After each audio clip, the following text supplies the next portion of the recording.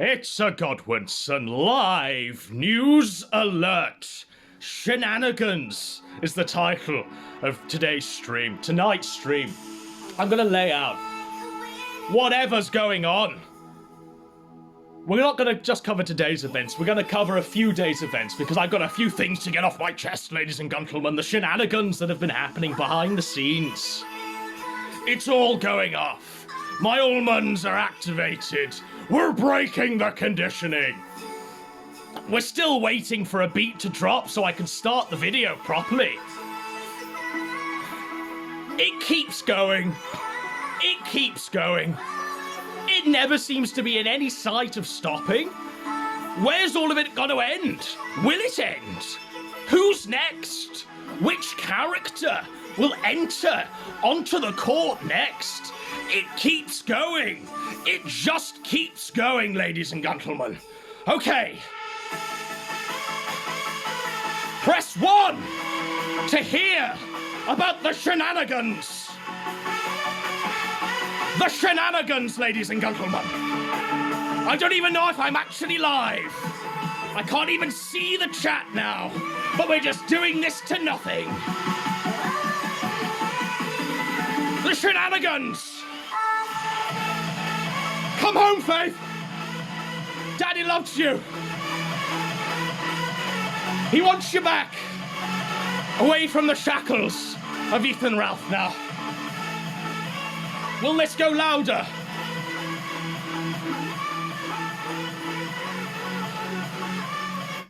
I really hope that was live, because I'm not doing that again.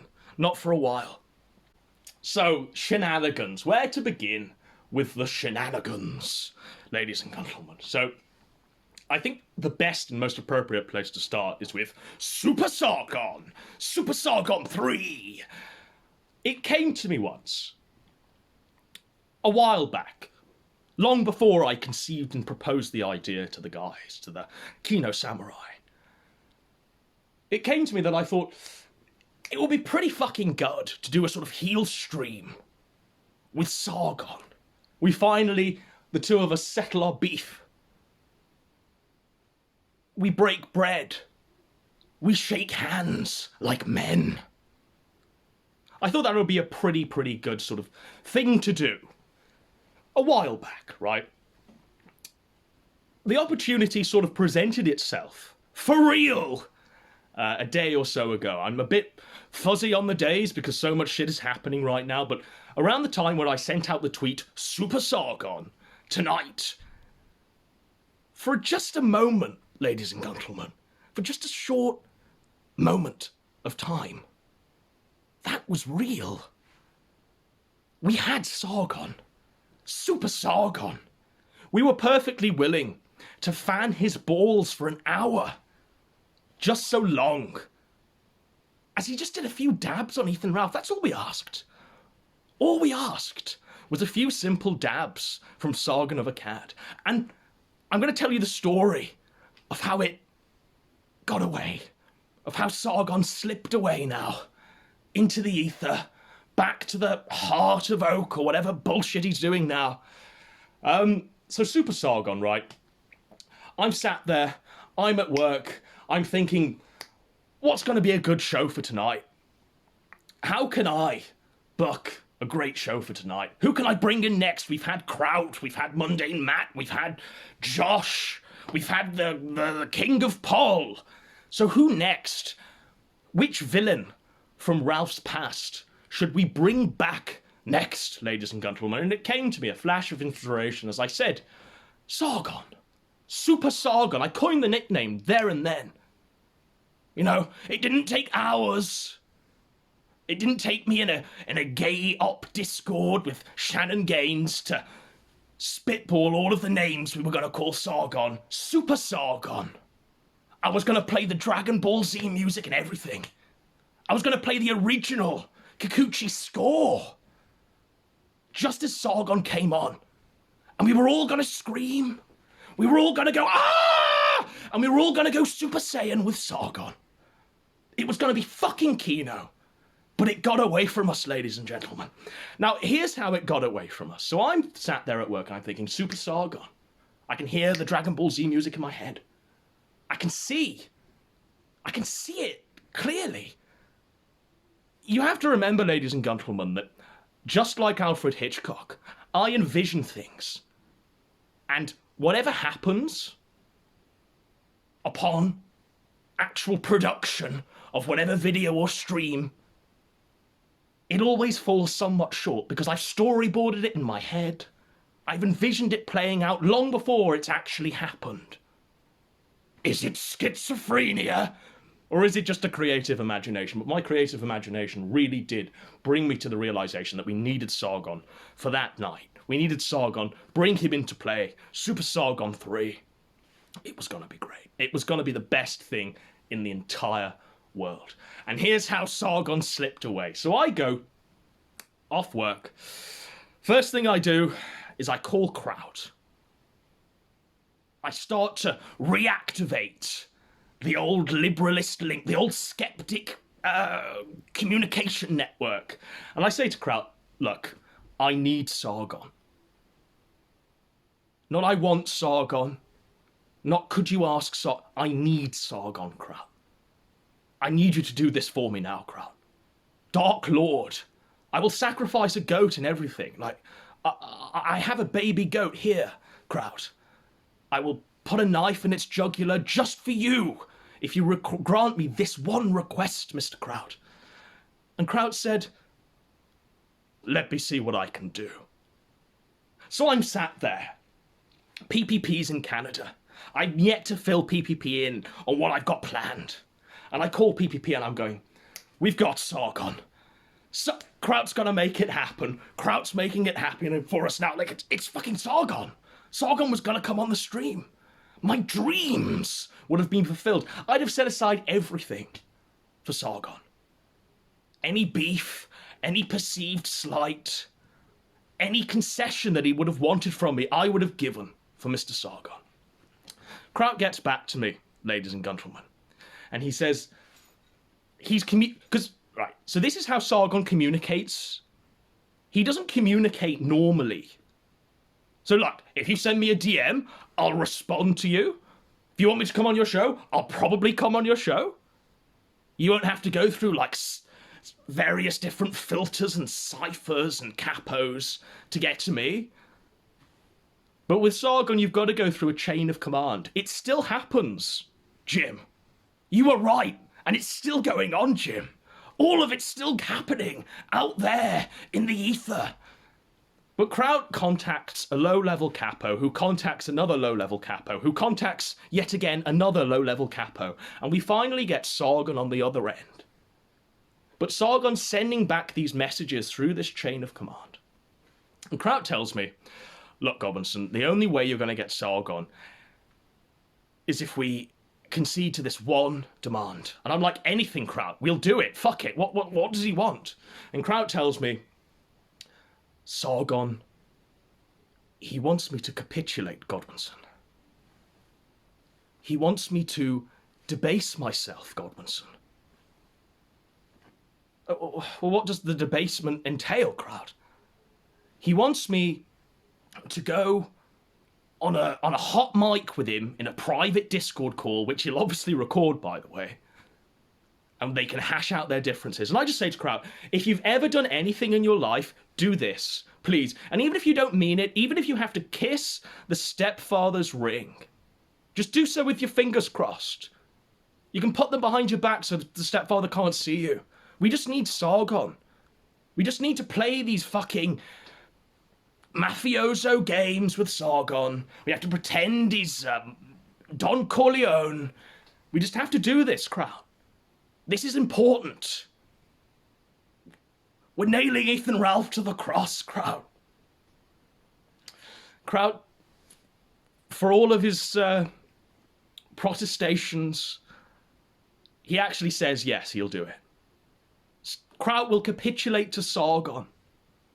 He will debase himself for Sargon. He will do whatever sexual act Sargon wants him to do on cam, just so he can appear on This Week in Nectar, ladies and gentlemen. So just round of applause for King Kraut. Now, King Kraut, He was bloodied, he was bruised, he was broken now, but he's really, really redeemed himself.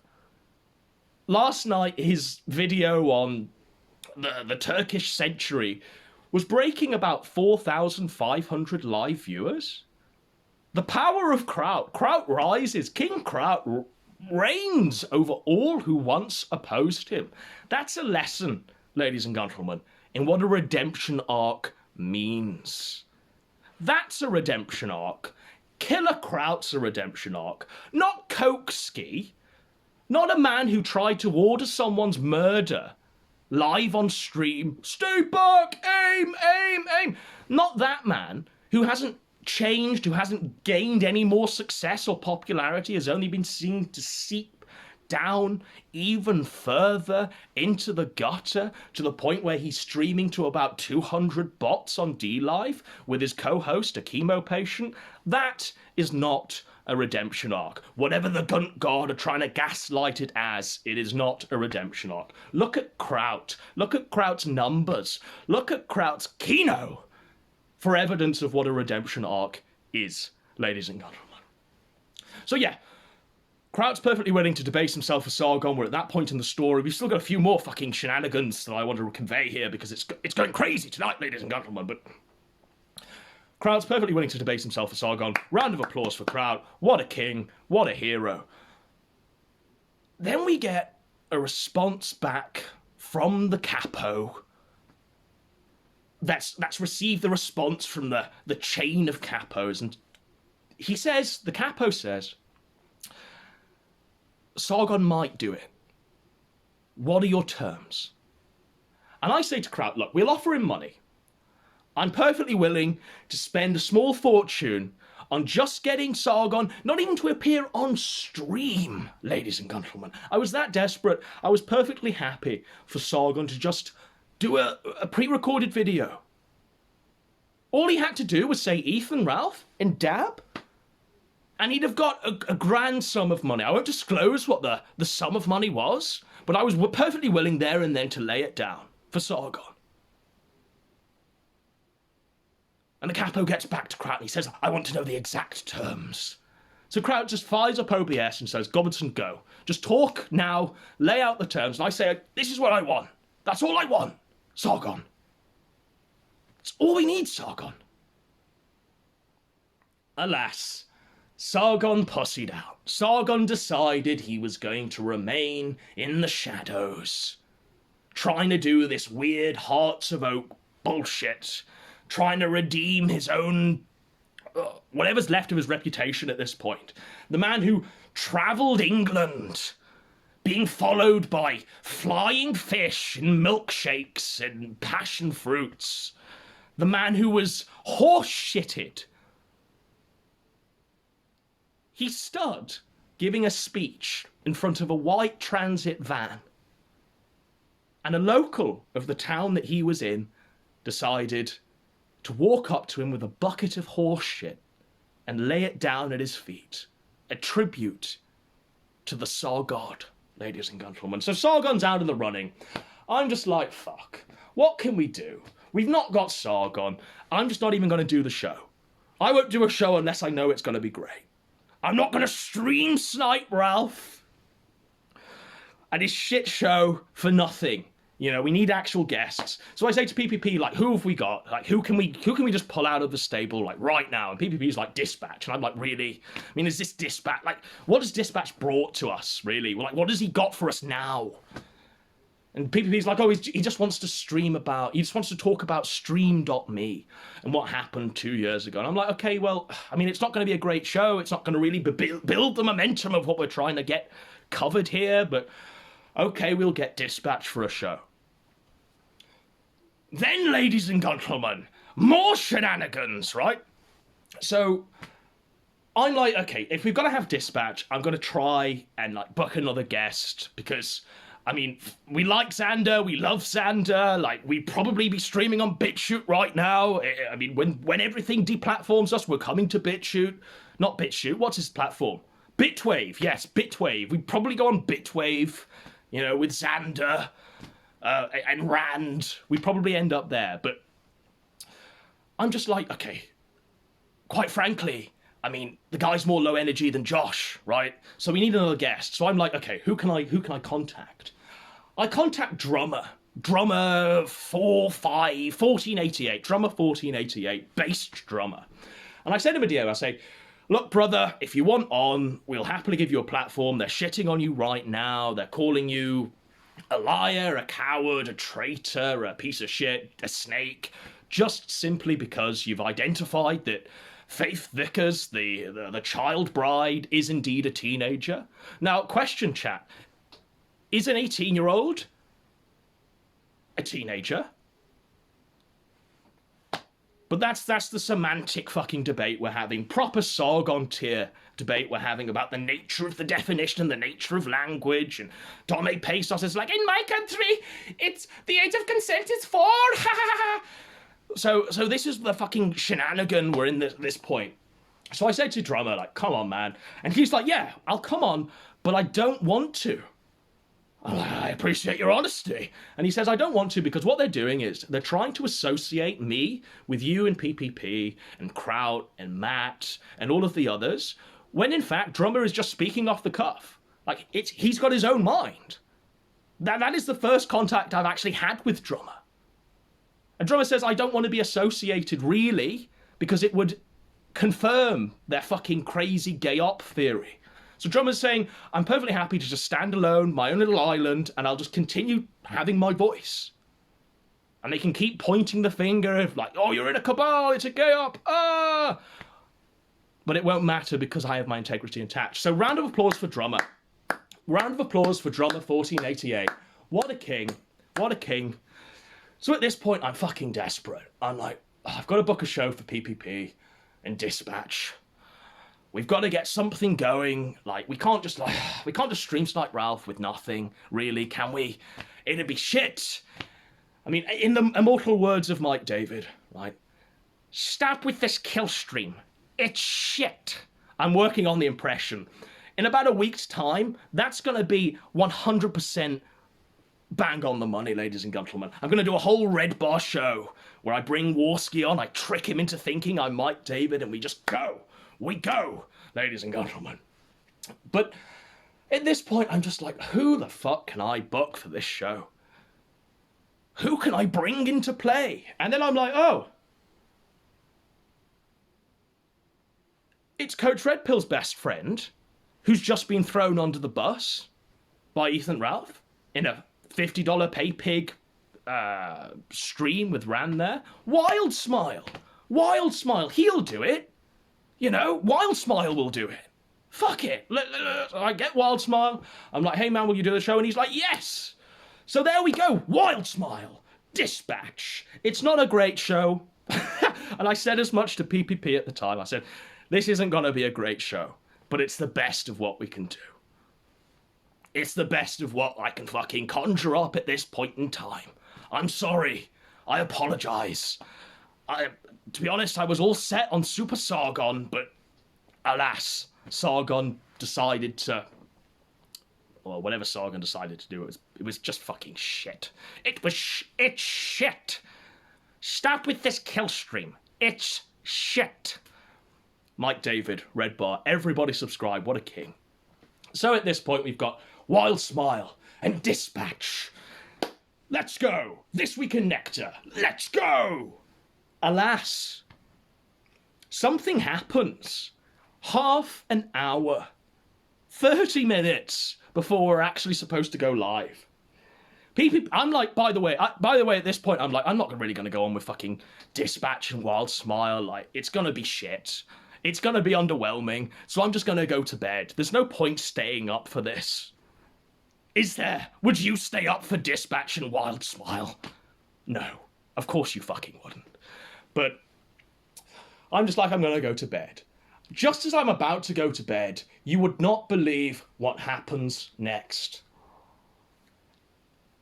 The father of the child bride starts to tweet out on a Twitter account. That's actually him. Like, that's actually him. Matt W. Vickers.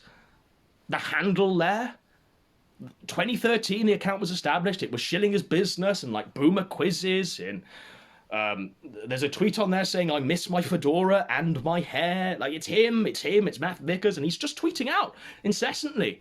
Ralph, bring my daughter home. Ralph, please, I need Faith to come home. Ralph, please, stop being this way. Stop being an emotionally stunted piece of reanimated dog shit. This wad of cookie dough. You live in Guntsville, Virginia. You're a piece of shit, Ralph. That's what the father is saying, ladies and gentlemen. So, half an hour before we're supposed to go live, before I'm supposed to just go to bed, I say to PPP, okay, let's roll the dice. I've got another great idea. And this time, I'm going to make it happen regardless. Regardless, ladies and gentlemen. I'm going to make this happen regardless. I say to PPP, let's get the dad. Twin, the dad, let's go. It'd be fucking excellent. And the way the dad was tweeting, I was like, yeah, this guy is like constantly browsing the Kiwi farms as we speak. This guy is having tweets and tweets sent at him, informing him of who Ethan Ralph is, of who the guy is that has decided to abduct his daughter and kidnap her and shackle her into his mother's trailer halfway across the country. This guy's obviously got to do the show, right? Okay. Fuck. Now this is where it gets fucking wild. This is where it gets fucking crazy, ladies and gentlemen. So PPP asks what in hindsight is a perfectly reasonable question, but at the time, it was just like, what? It broke me. The question broke me. Now, do you want to know what the question was? How? How, Godwinson? How are we going to do this? So the time is ticking. It's half an hour before we're supposed to go live. It's half an hour before we're supposed to stream snipe Ethan Ralph. And I'm like, fuck. Here we go. Okay, it's on. Let's go. I contact a guy who knows a guy who would play the perfect dad of the child bride. Like, this guy, you would not believe. Like, you would not believe the guy we got, right? And this guy, we did our best to woo him. This is the pitch, and I say this pitch all for about 4 different people. 4 different people. It might be less, but it was about 4 different people. This is the pitch. I say to the guy, right, we're about to go live, 9:30 EST. I've got the dad. Me and PPP are going to do an interview with the dad this week in Nectar. It's going to be great. It's going to be amazing. It's going to be keto. And the guy's laughing. The guy's like, oh my God, yeah, fuck, great.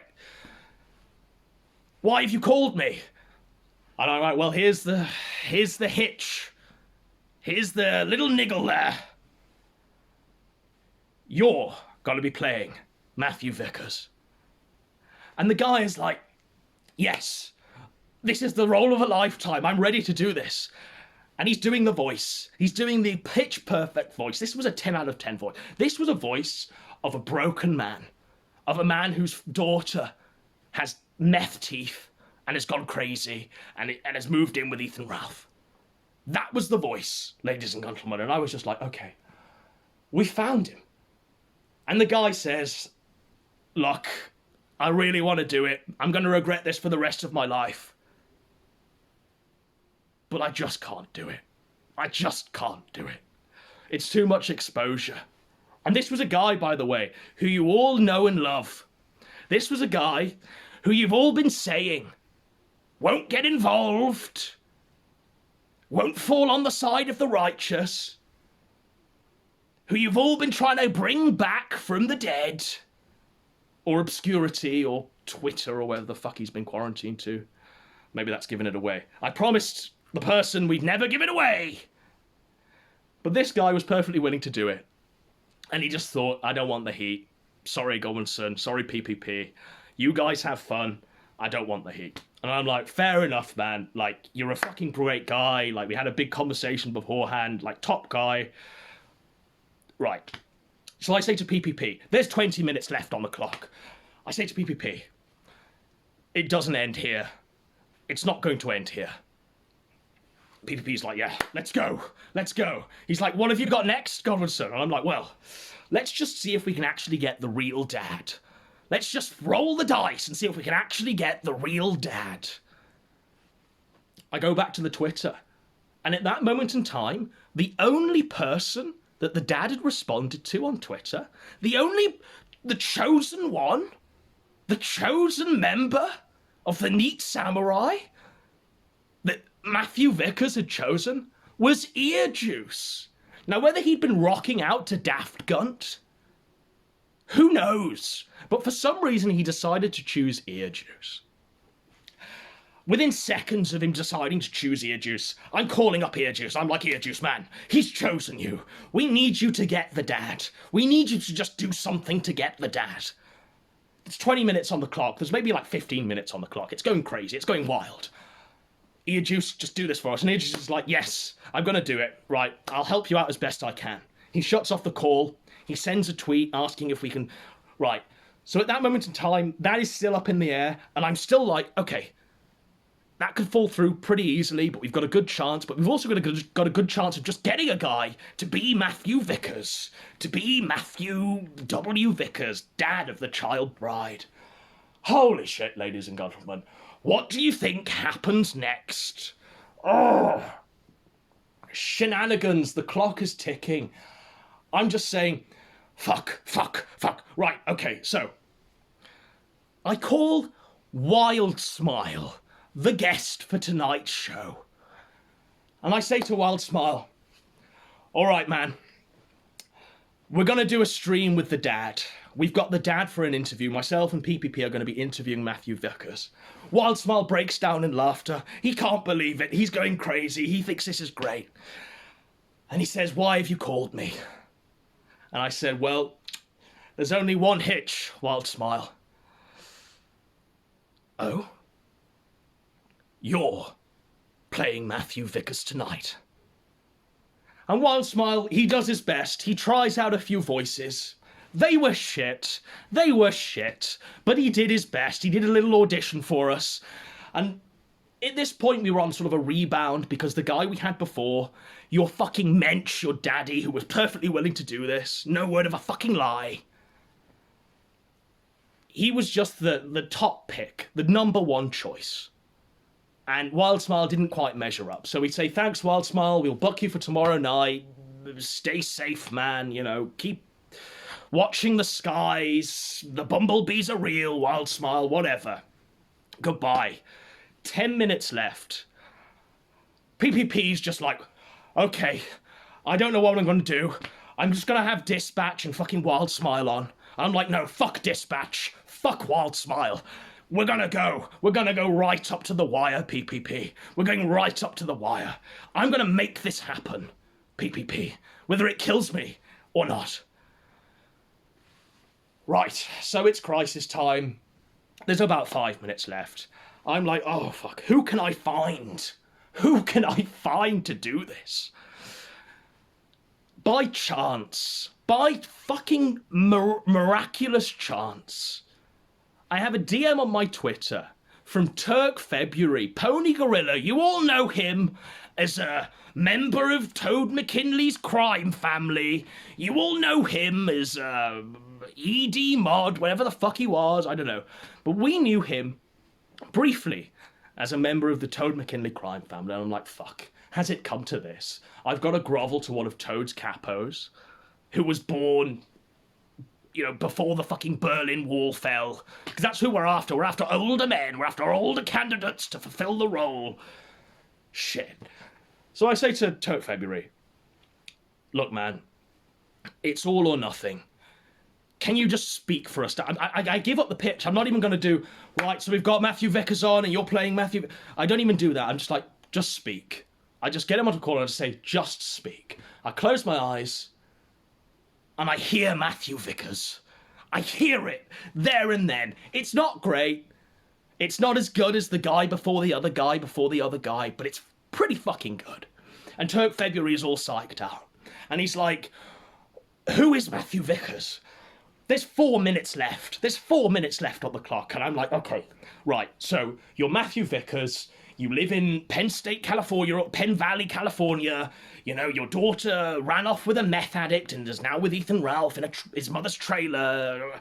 You used to wear fedoras. You missed your hair. Like, you're a good man. You've been married for 22 years. I'm giving this down the microphone. PPP posts the Squire of Gothos' compendium of who the whole fucking white trash family is. Maury, Maury, Maury. Jerry, Jerry, Jerry. And for the Anglos out there, Jeremy Kyle. It's all like that. And I'm like, fuck. Okay. Turk February's like, right, I need half an hour. I'm like, half an hour, right. Turk February's like, I need to get into character. He disconnects the call. And I'm like, okay. We're rolling the dice. Now, either Turk February is just going to do a big gay up on us and no show, which will be fine, or he'll come through for us and it will be amazing. It will be absolutely amazing. Now, oh, fuck. We're at a point now in the story where myself and PPP are having to filibuster for half an hour in the vain hope that Wild Smile or whomever comes on, Turk February comes on and does the show for us and does Matthew Vickers for us. Earjuice, by the way, is still sending an email or whatever, trying to get the real dad. So at this point, we've got the real dad, or we've got Turk February playing the dad, who's now gone off into a Robert De Niro-esque method acting, where he's decided to father a child, have her run away, in the 30 minutes we've allotted him to get into character.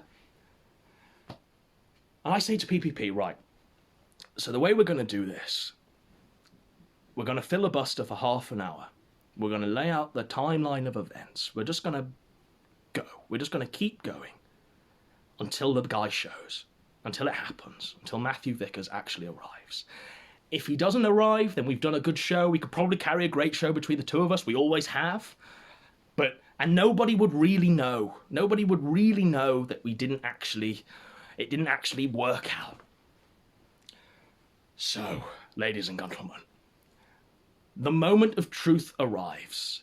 We get to the half an hour point in the show. Like, there's thousands watching. Thousands of people are waiting to see Matthew Vickers.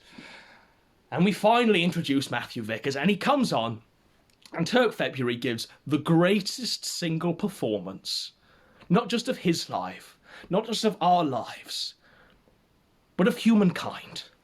So big up for the king that is Turk February, who really got into the role. Like, he really became Matthew Vickers, to the point where I'm like, am I actually talking to the dad? Like, this is so real. This is so real. Now, I forgot to mention a very important detail, and this is the funniest moment of the night. So whilst you were laughing at us reading from a script and acting, all of us were acting, whilst you were laughing at us and wondering, oh, fuck, Godwinson can't say, Godwinson can't, like, say you've been porking his daughter, he's been porking your daughter, Ethan Ralph, and will she have to abort the retort? What a bastard, people were saying. People were saying, what a bastard, how dare he do this? This is a broken man, Faith, come home.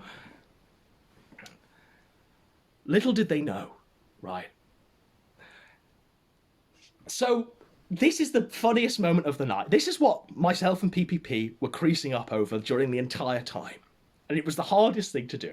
So, who do you think operates OBS for us? Because, of course, it's not just enough getting the show together, booking the guest.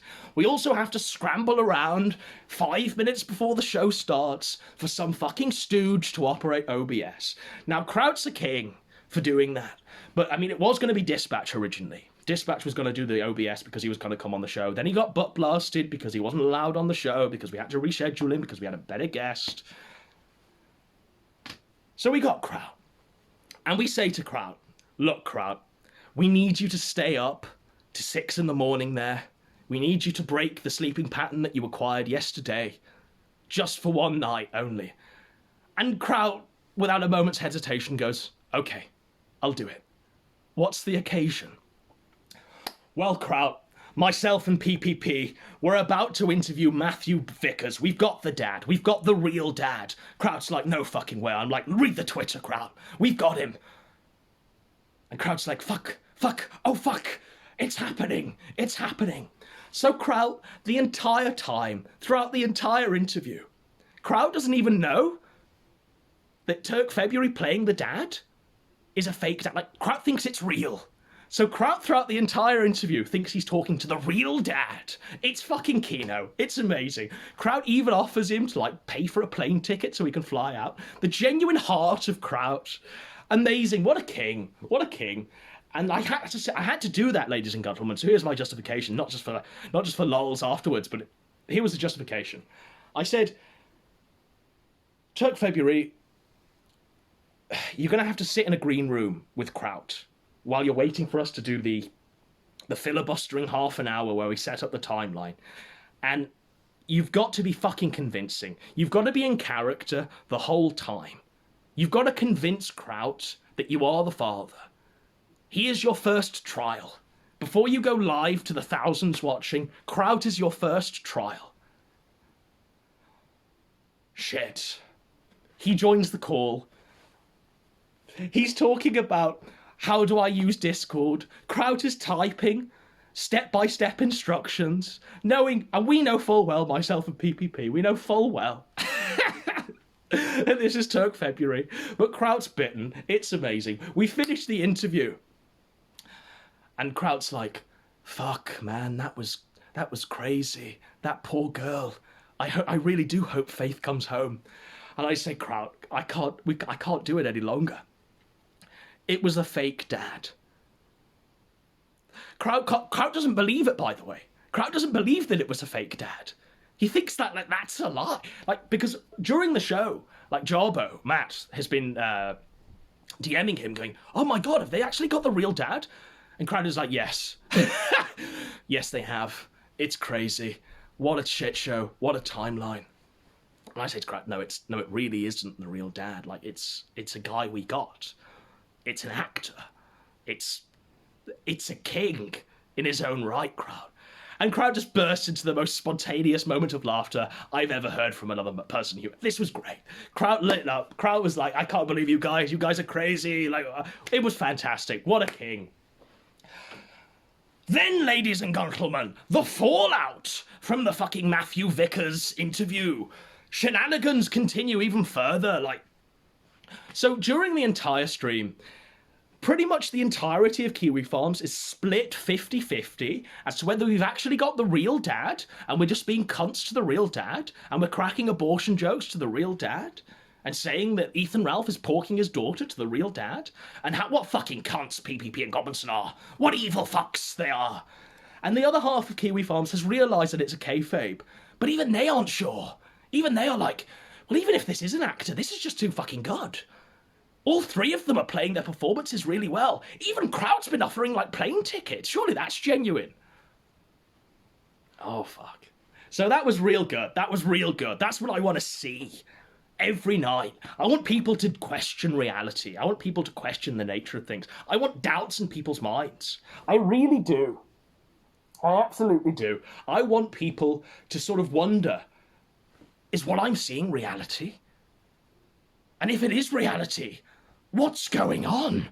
So that worked out really fucking well. That was real fucking greatness. I was really happy. Even during the stream, right? The actual real dad who's watching, like, it was good enough just getting him watching on Dlive. The actual real dad who's watching is saying, okay, I'm not on these guys' show, but, you know, whatever. That's a fake me. And I'm spur of the moment, I look at the tweet and I'm like, fuck, we've got to make a... Now, I know you've said, Matt, that you wouldn't come on anyone else's show but ours, and you've put out a flat denier, but you're only here for one night only, and it worked out well. It worked out to the point where there are still people even now thinking it wasn't real. Was real, I should say. People think that this whole fucking explanation is bullshit, and we got the real dad. You'll believe whatever you want to believe. Kayfabe or not, that still happened, and they are probably the thoughts. Turk February's performance is probably to the nail, to the T, what the actual dad would say. I mean, he captured the voice of the father at that moment in time. Now, the guy we originally got, your daddy, your king, he would have given the best fucking performance. He was willing to do it in a split. In the 2 or 3 minutes we were talking, where he was practicing the voice and he was doing it, we were like, yes, this is how you come back onto the show. This is how you come back onto the scene and make your name. Again, you fall on the side of righteous and you fucking say to Ralph, fuck you, I don't need you anymore, no internet friends. And he was willing to do it, but then he thought, heat, and it was perfectly understandable. It was perfectly understandable, ladies and gentlemen, but Turk February did a fucking great job. I was so happy, I was so proud. Shenanigans continue, ladies and gentlemen. So, Turk February, in response, for a reward, like I say to him, right, fantastic job, you're a king, absolute kino, you really pulled it off for us last night, what a performance. Anything you want, we'll give you. Thinking, okay, he just wants us to come on the show. He just wants, like, I don't know, maybe he wants to be on a This Week in Nectar, that'd be absolutely fine, where he reveals himself, that would be absolutely fine. Whatever you want, we'll give you. The guy gets back to me like, I want to do a ghost hunting adventures show with you. Right? Okay, right, well, I'm up for it. I mean, I'm fucking crazy, but I'll do it. And he's like, no, in all seriousness, will you come on the Turk February show on Bitwave? I'm like, yeah, we'll come on. Myself and PPP, it'll be fine, it'll be a reward. Whatever you want, man, like, you did a great solid for us, and we're really happy, and everyone thinks it's great, and whether you think it's real or kayfabe, you all appreciate the performance, right? You all appreciate the words that he was saying. So February just goes fucking mental. Like, I say, yes, man, like, we'll do the show, and I wake up this morning, just before I'm about to go to work, and I get a deluge of just DMs, just like, he's been having a schizophrenic conversation with himself. And I know it's funny, I know it's supposed to be hilarious, you know, you want Mundane Matt, you want to have a threesome with Mundane Matt, you want to have sex with Mundane Matt, you want Mundane Matt to stick a dildo up your ass. That's hilarious, man, but fuck, you're turning into like another video game snake, man. Like, you did a great solid for us. We're happy. You're a king. We'll do your show. But just leave it at that. Stop spamming my DMs. Fuck. Shenanigans continue, ladies and gentlemen. Shenanigans continue. So Xander is fucking ghosting PPP now. Xander won't do the rescheduled show. He's not even getting back to PPP. It's a fucking shit show. PPP's weeping. He really wanted to do the Xander show, and I'm like, okay, right, whatever. As we're live with the Matthew Vickers interview, Gahul gets raided. Like, this is real. Gahul gets raided by the FBI. Like, Gahul is like the head of TV Chan, a TV board where he shitposts about Kino. He gets raided by the FBI because some wacko out there has lied to them and said he's got CP on his laptop. Gahul gave his laptop to the FBI to take away. He's expecting that to come back soon. It's been fucking going crazy. It's been absolutely mental, ladies and gentlemen. And now today, I get back from work. PPP calls me, and he's like, this is happening.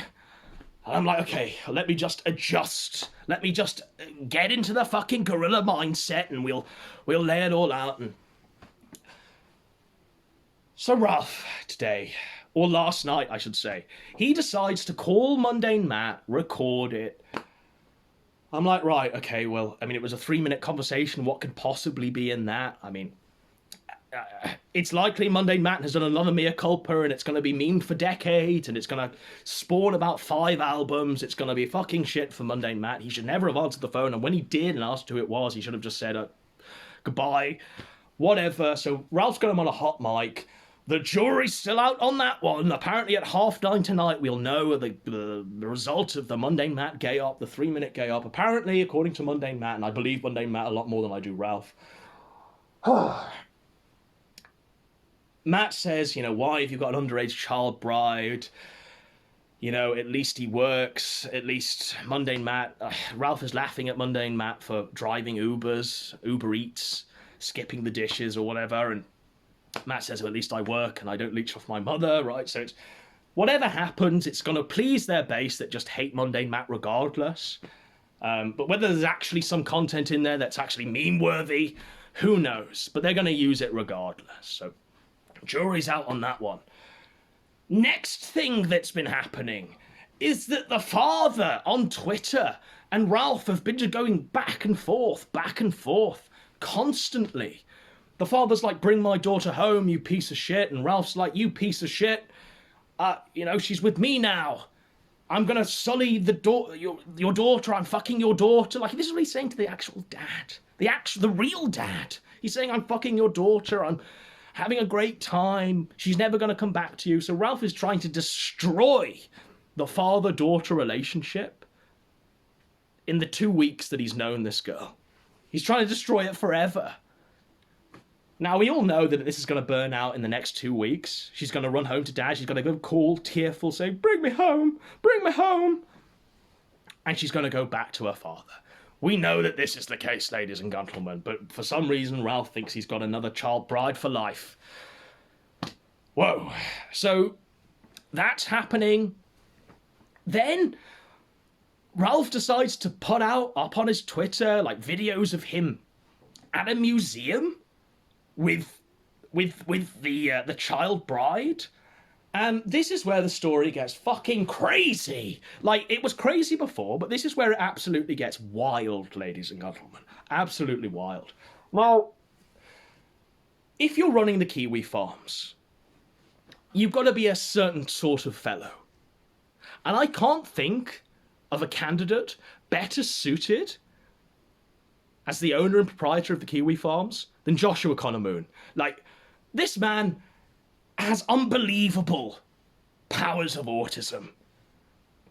So Joshua Moon works out that Ralph's taken her to a weird museum where they've replaced the statue of the Confederate general that used to be there with a black man in dreadlocks wearing Nikes mounted on a horse. So, like, we are in fucking Bizarro universe. We're in the fat Twilight Zone. It's going wild. Like, I'm like, what? Josh is the only one that did a double take on that image and decided, I need to do a background search into the statue. So that's the sort of museum that they're in.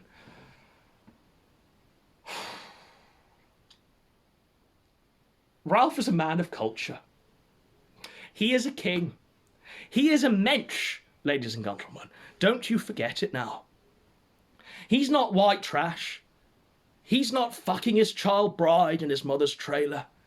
He's not fishing out burgers from the garbage and then eating them, ladies and gentlemen. He is a man of refinement and culture, a true Renaissance man. He is the Leonardo da Vinci of our times. And to show all those damn dirty A-logs out there that he is a man of culture, a man of art, a man of principle, he decides to put up videos of his trip to the museum with the child. And in those videos, Ralph is about 7 Stellas deep, because that's what he's drinking. He's drinking Stella Artois. He thinks he's a king.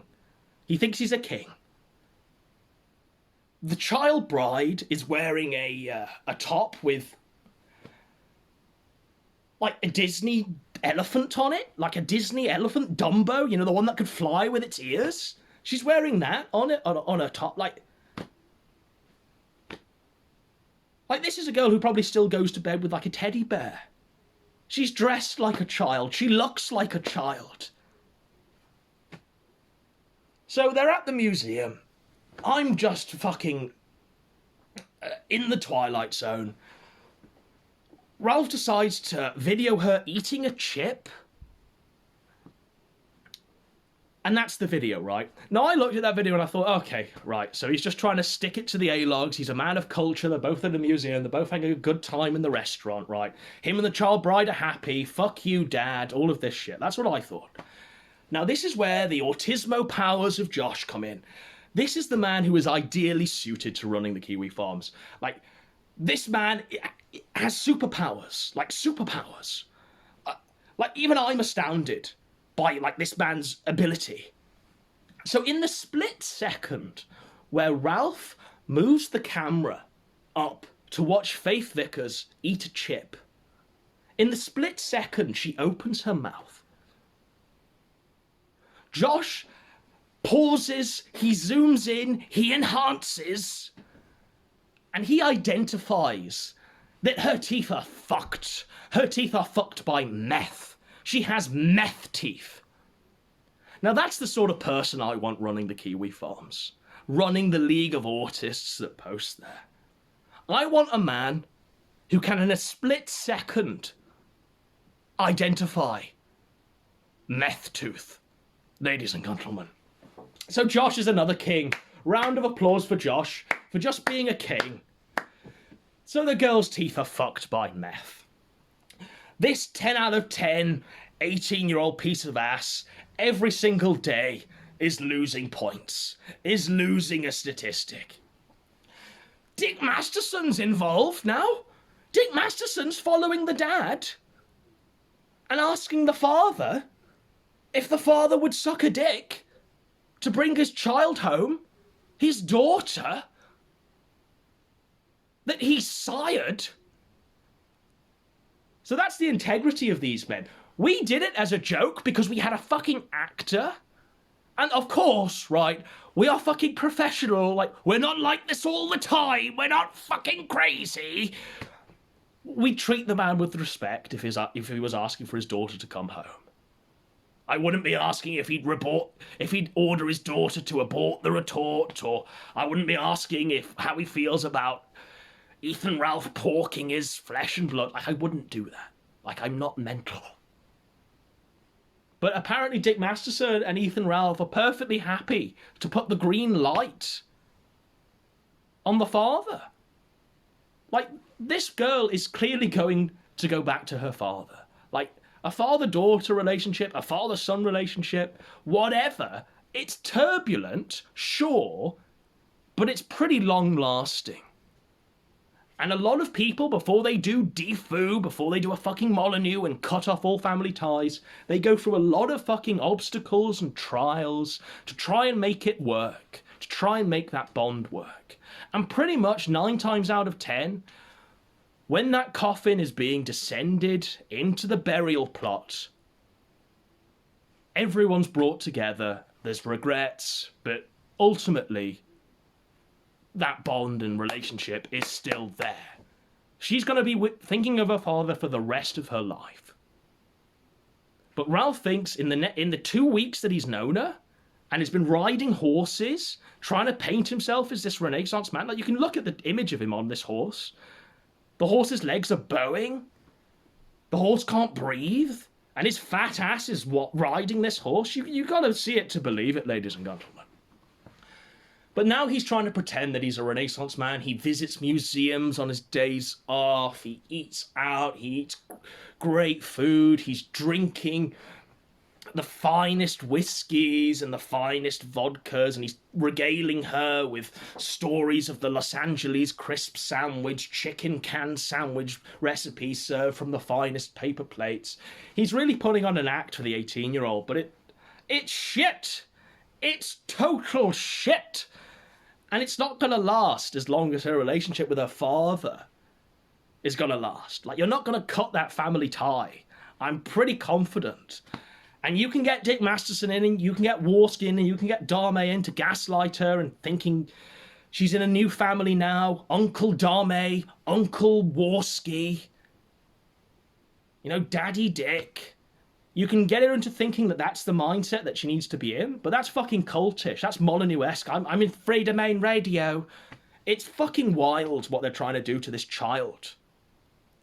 It's wild what they're trying to do to this child now. Absolutely shocking. But they're trying to gaslight her, basically, and it's awful. And the father, to me, seems like a fairly reasonable bloke. I got no ill will to the father. I think the father's fine. The father's clearly concerned. His side of the story that he's putting out on Twitter is that he didn't know that his daughter, who was locked in her bedroom, was communicating with Ethan Ralph. And he didn't know she was going to, like, move halfway across the country until she actually did so. Until Ethan Ralph paid for her to fly across. Like, he didn't know that was going to happen. Like, it was a complete shock to him and his wife, who he's been married to for 22 years. The man has worked a great job. He owns his own home. He is a mensch. So, round of applause for Matthew Vickers. What a king. The real Matthew Vickers this time. So he seems like a really great bloke. Everything that Ralph is not. Literally everything that Ralph is not. And it's crazy to me that they're trying to not just gaslight this girl, but also cut off a pretty important relationship with her immediate family members. And it's not going to last. Like, we know it's not going to last. This is teenage rebellion. She's going to get out, like, the dark side Phil and his child bride. We all know the fucking law.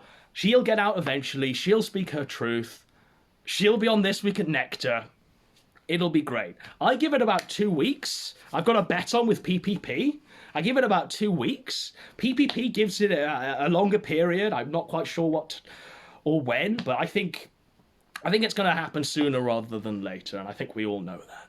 And I think it's going to cause Pillstream 5. I think it's going to go crazy for the Gunt God there, and they're all going to pretend it didn't happen, just as they pretend that, you know, Ralph whacking off to Soph didn't happen, and just as they pretend that J. Caesar didn't happen, and just as they pretend that a whole myriad of things didn't happen, especially Warski and Ralph reviewing CP on the stream there and editing it and discussing it, and wild things, absolutely wild things.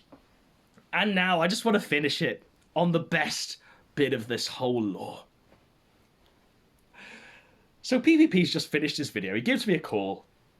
He's like, what did you think? I'm like, it was great, yeah, wow, yeah, fucking great. You mensch. You are my mensch, pay.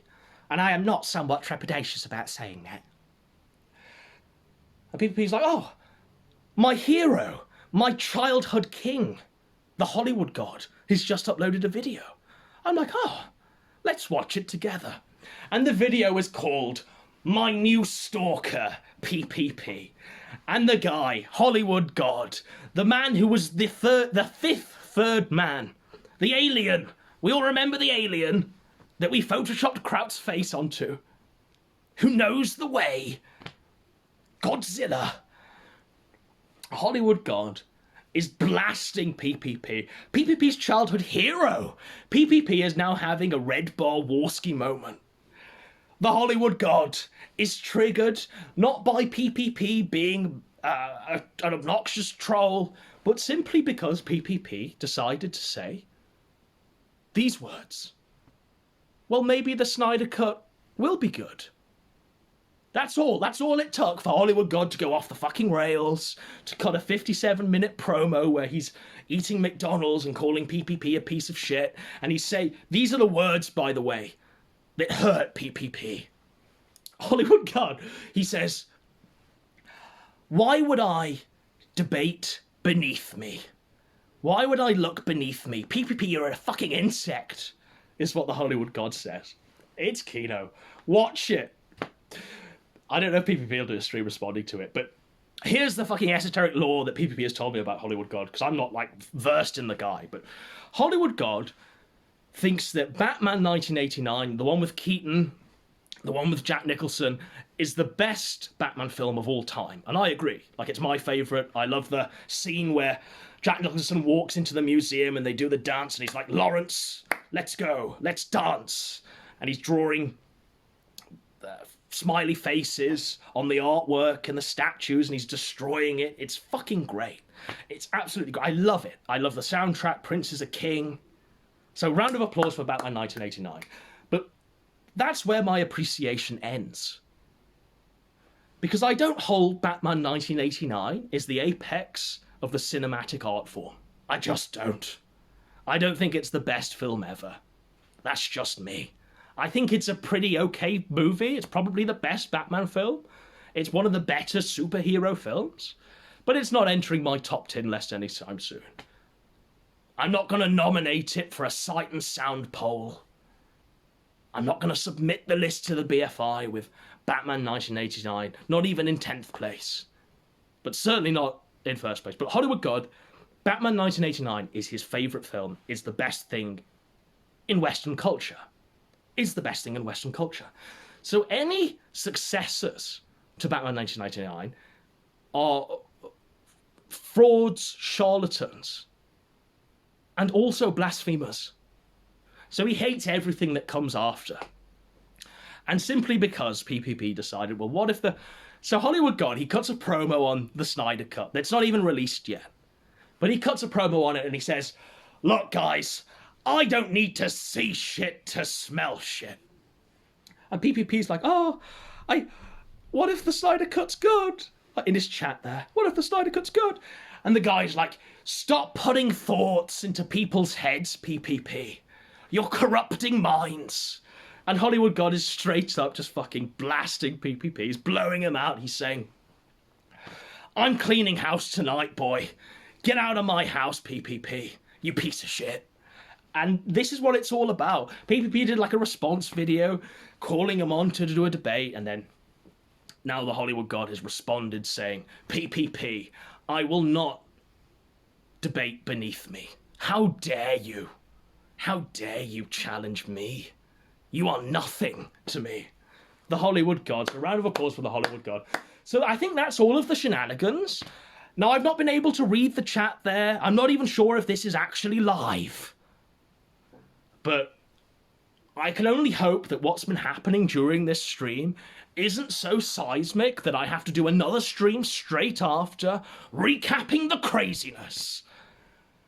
So shall we find an outro song? Do people want to groove and dance? Even if you are just figments of my imagination and I've been streaming to nothing this whole time. It really is a disaster, but let's try and get some outro music. Like, what do people want? What do people want? Okay, it's made a decision for us. Over this last fucking few minutes of this song, I'm gonna try and conjure up what's left in the lore to catch you all up before we move on to the next moment of the arc. So we've covered... Okay, we haven't covered this. We haven't covered the fact that Ralph is now calling the child bride Zuma Girl because he wants to be Dick Masterson. Josh was right. Just like 80s Girl, he has his Zuma Girl. It's cringe! Cringe! It's cringe, ladies and gentlemen. I don't know what's next. Apart from me saying goodbye, ladies and gentlemen. Me and PPP are going live tonight at 9:30. We might have Dispatch. We might have Wild Smile. If not, it'll just be us two and we'll do a fucking Kino show. You know it'll be great. You know it'll be good. Stay tuned for more Kino and Nectar. Neat Samurai.